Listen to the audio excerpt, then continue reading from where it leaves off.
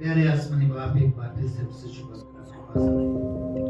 सुबह से लेकर प्यार हमेशा आपने हम सभी को प्यार हमेशा जीने के लिए, काम करने के लिए शक्ति सामर्थ्य और अपनी सुरक्षा में, अपने स्वर्गदूतों की सुरक्षा में रखा।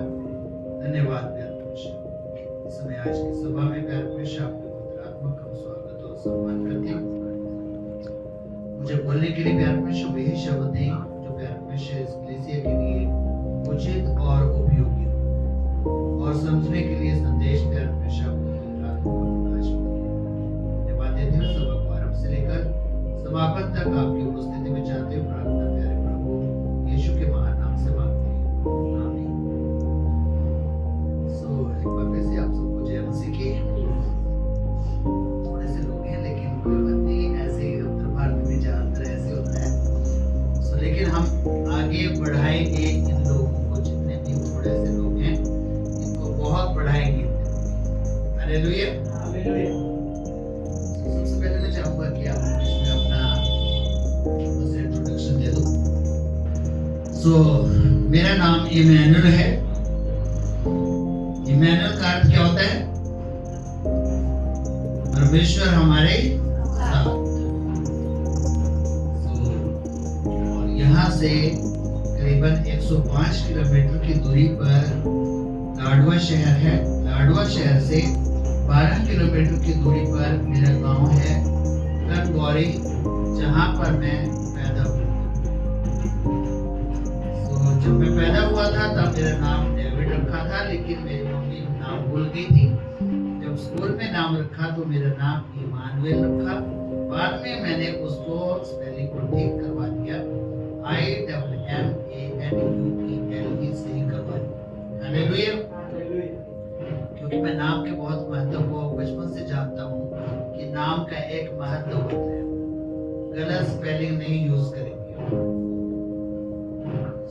शॉर्ट में मैं बताऊंगा, संदेश भी काफी लंबा था लेकिन समय बहुत थोड़ा है। थोड़े से संदेश में आपके टेस्टिमनी भी शेयर करूंगा और संदेश भी आपके बीच में शेयर करूंगा। 10 मिनट का संदेश है, 10 मिनट का के अंदर ही सारा अपलोड करूंगा। चलिए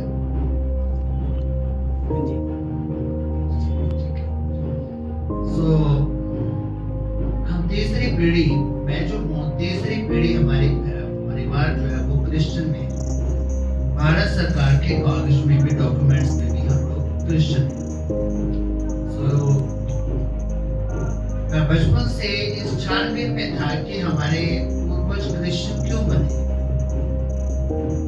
तो लोग बहुत से बोलते थे कि पैसे क्यों काटिए, क्रिश्चियन बने, धर्म परिवर्तन पैसे क्यों काटिए।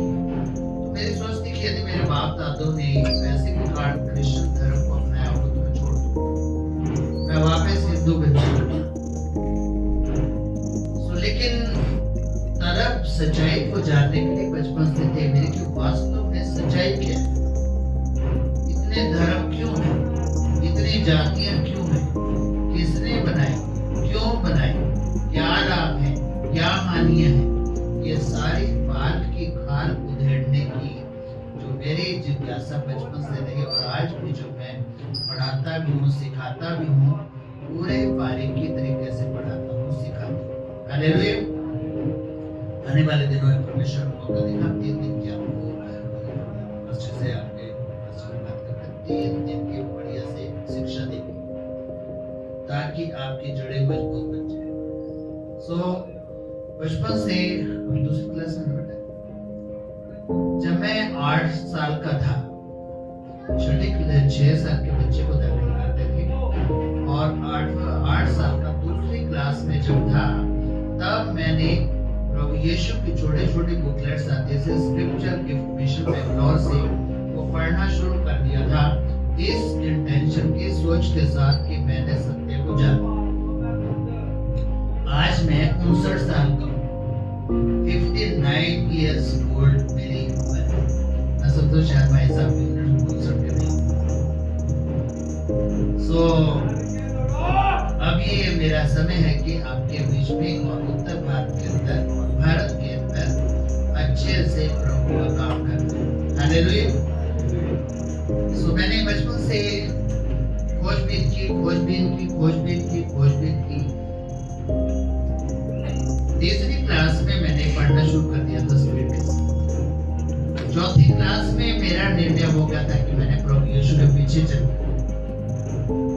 चौथी क्लास में मैंने डिसाइड कर लिया था मैं विल फॉलो जीसस।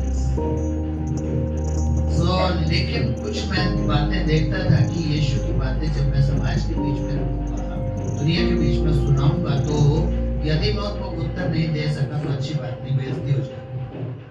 कुछ ऐसे प्रश्न की बात होते हैं कि मैं अपनी शेयर करूंगा कि जब हम फील्ड में जाते हैं, क्वेश्चन करते हैं लोग, यदि उनका जवाब ना दे पाए, संतोषजनक सेटिस्फैक्टरी आंसर नहीं दे पाए, तो कोई प्रभु के पास आगे बढ़ता नहीं, प्रभु का वचन पढ़ता भी नहीं, बढ़ता भी, क्योंकि हमारे लोग सही से आंसर नहीं दे। तो चौथी क्लास में जैसे मैंने डिसाइड किया प्रभु यीशु के पीछे चलना, तो ये साइड मेरी पैरालिसिस हो गई थी, अधरंग हो गया था, पैरालिसिस डेड हो गई थी, ऐसे हो गया था। ये टंग भी मेरी मर गई थी और ये भी एकदम टेढ़ा हो गया था। लेकिन उस दौरान तक मैंने प्रभु यीशु मसीह के उन घटनाओं को ही पढ़ लिया था जिसमें प्रभु यीशु ने 38 साल के 38 इयर्स के बीमार पैरालाइटिक पेशेंट को ठीक किया था, जीवित किया था, लाजर को जिंदा किया था, 4 दिन के मुर्दा को जिंदा किया था, और फिर प्रभु यीशु स्वयं मरने के बाद, क्रूस पर मरने के बाद, 3 दिन कब्र में रहने के बाद जीवित होकर आसमान पर चला गया था। ये भी मैं विश्वास कर चुका था पढ़कर। हालेलुया।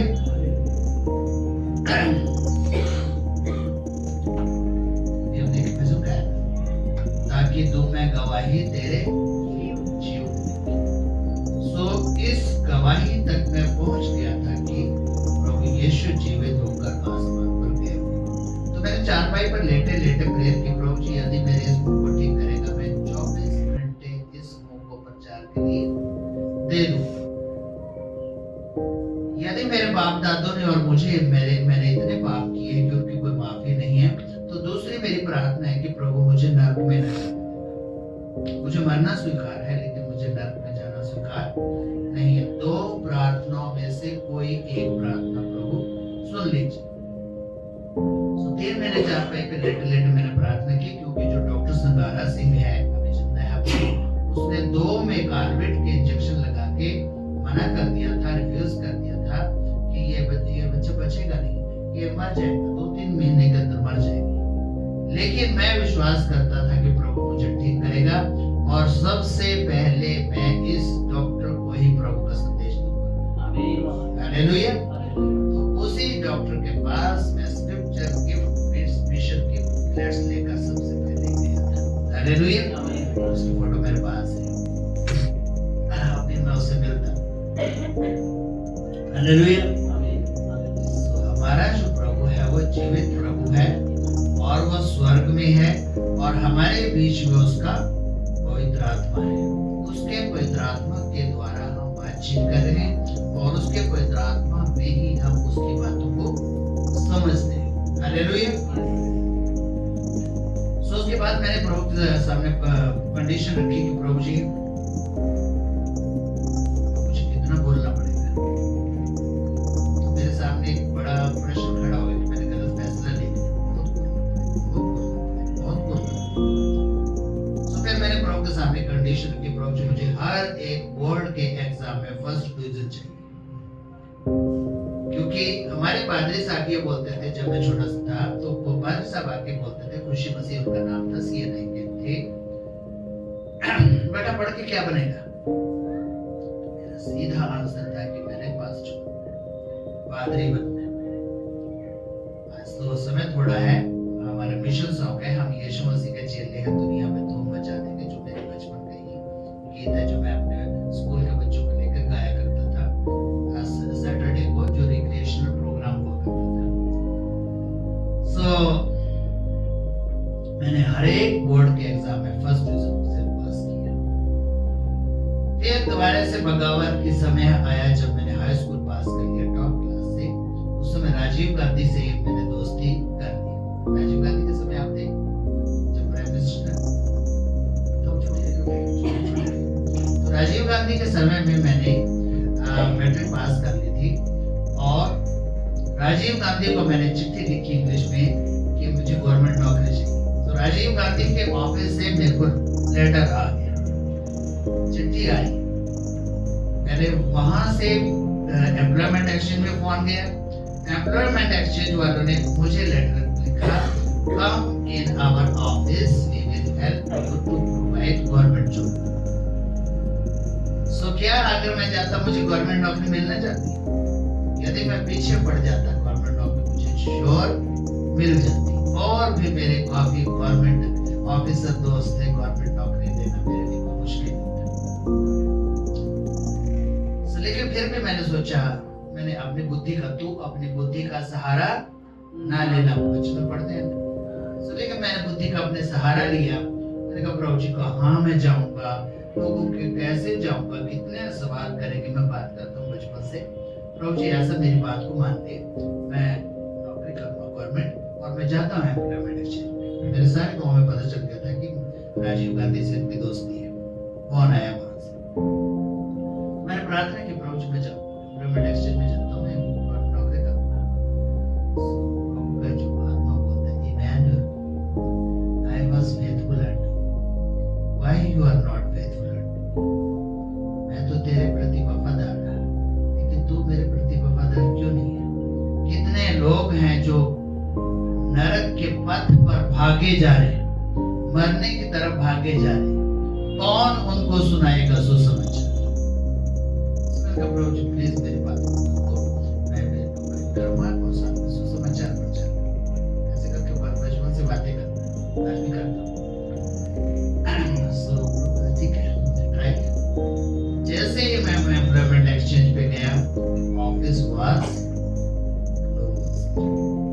क्योंकि उस दिन चौधरी चरण सिंह की डेथ, इसलिए मुझे ज्यादा उसको बताने की जरूरत नहीं है। मुझे घटना याद है, दिन याद है। जिस दिन चौधरी चरण सिंह की डेथ हुई, उस दिन डेथ हो गई और एम्प्लॉयमेंट एक्सचेंज का दरवाजा बंद हो गया। तब फिर दोबारा से परमेश्वर की प्रभु की आवाज आई, बेटा जितना मर्जी भाग ले, अब तुझे मेरे काम में आना ही पड़ेगा। फिर मैंने जिद की, मतलब प्रभु मैं भागूंगा, मैंने कुछ और करा। तो फिलाडेल्फिया हॉस्पिटल अम्बाला सिटी में नौकरी ज्वाइन कर ली। लेकिन वहां पर जब ये गीत गाते जो अभी आपने भी गाया है, हमने बहुत खताएं की हैं, रहे निकम्मे जमाएं की हैं, शर्म से सिर। तो मैं सोचता था कि जो फिलाडेल्फिया हॉस्पिटल का जो स्टाफ है वहाँ बहुत इनके अच्छा नेचर नहीं था उनका, पूरे स्टाफ का। मैं देखता था कि क्रिश्चियन नेचर नहीं था, बाइबल के अनुसार नेचर नहीं था, कैरेक्टर नहीं था। सो मैं सबको देखता था कि क्यों बचपन से बाइबल में रहा, बाइबल के अनुसार मैं क्रिश्चियन को देखना चाहता था, लेकिन वहाँ नहीं मिले। जब चैपल में गीत गाते, हमने बहुत खताएं की हैं, रहे निकम्मे जफाएं की हैं, शर्म से सिर झुक जाते हैं। लेकिन चैपल में से निकलते ही सिर फिर उठ जाते हैं। चैपल में झुक जाते हैं, चर्च में झुक जाते हैं, लेकिन चर्च से बाहर निकलते ही शर्म सिर उठ जाते हैं। जीवन में बदलाव लास्ट में करते 1989 में टेस्टिमनी है मेरी, शॉर्ट में कट कर रहा हूं मैं। 1989 में हल पर हाथ रखकर कभी आज तक मैंने पीछे मुड़कर नहीं देखा। हालेलुया। 30 साल मैंने इन टांगों से साइकिल पर प्रचार किया, 72 गांवों में प्रचार किया और 13 साल मोटरसाइकिल पे किया और 5 साल कुर्सी पे किया। जीवन ज्योति क्रिश्चियन हॉस्पिटल रॉबर्ट्सगंज, जिला सोनभद्र, यूपी में 5 साल कुर्सी पे किया। 31 अक्टूबर 2024 को, अभी 1.5 साल हो गए, पूरा करके कुर्सी पे मेडिकल स्टाफ को अच्छे तरीके से डांटकर, मेडिकल डायरेक्टर को भी, मैनेजिंग डायरेक्टर को भी डांटकर, मैडम आप लेट आती हैं तो इस कारण से सारा स्टाफ लेट आता है, यदि आप लेट नहीं आएंगे तो सारा स्टाफ भी टाइम पर आएगा। मैडम सोचने लगी तो बात खराब आ गया, ये तो क्या ना हमें भी डांट लग गया, ये तो बात पास्टर से, लेकिन मैं सिचुएशन बना रहा था, अगर मैं इनको प्रेम करूंगा, इनको मिट्टी गोली दूंगा, ये मुझे फिर रिक्वेस्ट करें पास्टर जी और 2 साल रह जाओ, पास्टर जी और रह जाओ, मैंने नहीं रहना। उसके बाद मेरा नॉर्थ इंडिया का विजन है कि हम मिलकर काम प्रभु का करेंगे। तो आपके पास से भाई जॉय से मिलना कैसे हुआ? मेरी आदत है इस फोन के द्वारा, ये फोन जिसके पास है उसको नॉलेज की कोई कमी नहीं, मैं इसमें से ढूंढता हूँ, किसी भी व्यक्ति को ढूंढता हूँ, कहीं भी ढूंढता हूँ, इसमें से ढूंढता हूँ, व्हाट्सएप नंबर ढूंढता हूँ, कॉन्टैक्ट नंबर ढूंढता हूँ और बात करता हूँ, प्रभु कोई ना कोई मेरा दोस्त मिला देता है। हालेलुया। तो ब्रदर जॉयस के फोन के द्वारा मैंने ढूंढा pastors contact number in Panchkula, pastors contact numbers in Panchkula. So मैंने पास्टर जॉयस इसका नंबर यहाँ से मिला, उसके बाद हमारी काफी लंबी बातचीत हुई। हालेलुया। सो 5 मिनट का संदेश है, हम निकालेंगे रोमियो 10:17 निकालेंगे, कोई जोर से पढ़े।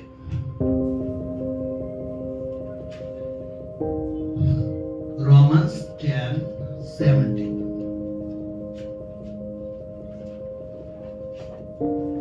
अतः विश्वास सुनने से और सुनना मसीह के वचन से होता है। और भी कोई ट्रांसलेशन पढ़े, इंग्लिश में पढ़े please.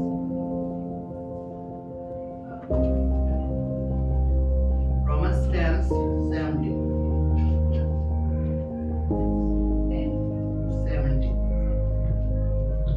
So then faith comes by hearing, and by hearing the word of God. Yes, hearing by the word of God. Hindi में मसीह लिखा है, इसका मतलब मसीह गॉड है, परमेश्वर प्रभु यीशु मसीह गॉड है। सो इस आयत से मैंने सिर्फ ये 7 पॉइंट नोट किए थे बताने के लिए, लेकिन समय की सीमितता होने के कारण सिर्फ एक ही वचन से मैं बात करके विस्तार कर जाऊंगा। फिर कभी परमेश्वर मौका देगा और आपके बीच में और भी लोग आएंगे, आप अच्छे तरीके से वचन सुनाएंगे। यहाँ पर ये जो आयत है ना, सुनना, faith comes by hearing and hearing by the word of God। इसका उल्टा यदि करेंगे, blind faith come by blindly written books by blindly people। blind faith, आप faith में कितने लोग हैं? 3 4 5 6 7 8 9 10 11 12 13। फेथ में कितने लोग हैं? 13 लोग हैं। लेकिन ब्लाइंड फेथ में बाहर कितने लोग हैं? अनगिनत लोग हैं। ये क्यों है ज्यादा लोग? फेथ में क्यों नहीं है लोग? यदि हमारे इस चर्च में थोड़े से लोग हैं, बाहर भी और भी जितने चर्च हैं ज्यादातर नॉर्थ इंडिया में थोड़े से, उसका कारण है, लेकिन इस कारण का हम निवारण करेंगे। कारण का निवारण, हिंदी भाषा बहुत अच्छी मिलते जुलते शब्द है, कारण निवारण। यदि आप किसी व्यक्ति किसी रोग का कारण जान लेंगे तो उसका निवारण करना आपको आसान होगा। यदि आप कारण नहीं जानते तो निवारण आपके लिए मुश्किल है। यदि रोग को आप जान लेंगे, एमबीबीएस डॉक्टर होता है ना, एमएस भी होता है, तो वो लेबोरेटरी टेक्नीशियन जिसने 2 साल का कोर्स किया होता है, अब 4 साल का भी हो गया, लेकिन ज्यादातर 2 साल का, 1 साल का, 2 साल का लैब टेक्नीशियन का कोर्स होता है। तो डॉक्टर सबसे पहले जांच के लिए किसके पास भेजता है? लैब टेक्नीशियन के पास भेजता है। ब्लड टेस्ट किसके भेजता है? मेडिकल लेबोरेटरी से फिर रिपोर्ट आती है, फिर वो दवाई लिखता है। हालेलुया। सो लेकिन हमारा जो ये फील्ड है, गॉस्पेल फील्ड है, इसके अंदर यदि आप कारण नहीं जानते कि हम क्यों कम हैं, तो फिर नहीं होंगे, चेले नहीं आएंगे। 12 चेले भी नहीं होंगे, ये 12 भी नहीं होंगे। 12 चेले रेगुलर हो जाएंगे, 70 चेले भी हो जाएंगे, लेकिन यहाँ पर ये जो आयत है, faith comes by hearing, सुनने से विश्वास होता है। लेकिन सुनाना किससे होता है? परमेश्वर के वचन से होता है, बाइबल से होता है। हमारे पादरी साहब जब आया करते थे तो वो बाइबल से पढ़ते और उसके बाद क्या देते संदेश? भाई अमेरिका में तो बहुत बुरा हो गया, भाई अमेरिका में तो बहुत युद्ध हो रहा है, बहुत आगे चला गया अमेरिका। मैं इंतजार करता कि बाइबल की आयत को एक्सप्लेन किया जाए, लेकिन बाइबल की आयत को पादरी साहब हमारे एक्सप्लेन नहीं करते थे। ज्यादातर क्या बोल दिया? खुदा अपने पाक कलाम के पढ़े और सुने जाने पर बरकत दे, आमीन। इतना कह के बाइबल पढ़ता है। मैं फिर भूखा का भूखा, क्योंकि स्कूल में टीचर एक्सप्लेन करते थे, लेकिन बातें एक्सप्लेन नहीं करते। उसका कारण क्योंकि जिस समय ब्रिटिश लोग यहाँ से गए थे तो उन्होंने ज्यादा नहीं सिखा पाए थे, ना उनको हिंदी आती थी, तो उन्होंने जल्दी से यहाँ से जाना था, इस कारण से उस बात को सिखा ना सके। लेकिन आज तो हमारे पास समय है, आज मेरे पास समय है, आज आपके पास भी समय है। आप भी हिंदी अच्छी तरह जानते हैं, मैं भी हिंदी अच्छी तरह जानता हूँ। आज यदि हम सुनाने के लिए यदि असफल हैं, फेल हैं सुनाने में, तो सुनने के बाद जितना भी कोई पास्टर सुनाएगा तो शिष्य लोग, सुनने वाले भी बाहर उतना ही सुनाएंगे, क्योंकि उनको आता नहीं कुछ भी। हमें अच्छे तरीके से सुनना चाहिए और केवल परमेश्वर के वचन से सुनाना चाहिए। परमेश्वर के वचन को सबसे पहले जानना चाहिए कि ये जो परमेश्वर का वचन है, क्या ये सचमुच में परमेश्वर का वचन है? आप ध्यान से देखें कि बाइबल की घरों में होती है, बाइबल घरों में होती है तो बाइबल पूरी तरह फटी हुई होती है। बाइबल के अंदर काफी पेपर होते हैं, नोट होते हैं और चिट्ठियां होती हैं, उसको पूरा इतना मोटा कर दिया जाता है और आगे पीछे उसकी सेटिंग होती है, बिगड़ी सेटिंग होती है बाइबल की। तो उससे साबित होता है कि वो व्यक्ति जिसकी बाइबल पूरी तरह फटी हुई है और सही नहीं है, वो बाइबल को नहीं जानता कि वो परमेश्वर का वचन नहीं जानता। वो सिर्फ चर्च में इसलिए आता है कि मैंने एक परंपरा को पूरा करना है। दूसरे लोग मंदिर में जाते हैं, मैं चर्च में जाता हूँ। दूसरे लोग गुरुद्वारे में जाते हैं, मैं चर्च में जाता हूँ। Competitive Christian with other religious people. परमेश्वर के लोग हम कॉम्पिटिटिव लोग नहीं हैं, हम मुकाबला करने वाले लोग नहीं हैं, क्योंकि हमें मुकाबला करने की जरूरत ही नहीं है, क्योंकि हमारा प्रभु मुकाबलों से बाहर है, उसका मुकाबला कोई भी व्यक्ति नहीं कर सकता। सो फेथ, विश्वास सुनने से आता है, सुनने से आता है, सुनने से आता है। और ब्लाइंड फेथ भी सुनने से आता है। जैसे बताया ढोल बज रहा था, तो ढोल बजा के लोगों को कानों में सुनाते रहते। लेकिन हम लोग यदि प्रॉपर तरीके से सुनाने में असफल रहेंगे परमेश्वर के वचन से, तो लोग परमेश्वर के वचन के पास नहीं आएंगे। प्रॉपर तरीके से, उचित तरीके से सुनना, उचित तरीके से सुनाने वाले बनाने का कारण बनाता है। हालेलुया।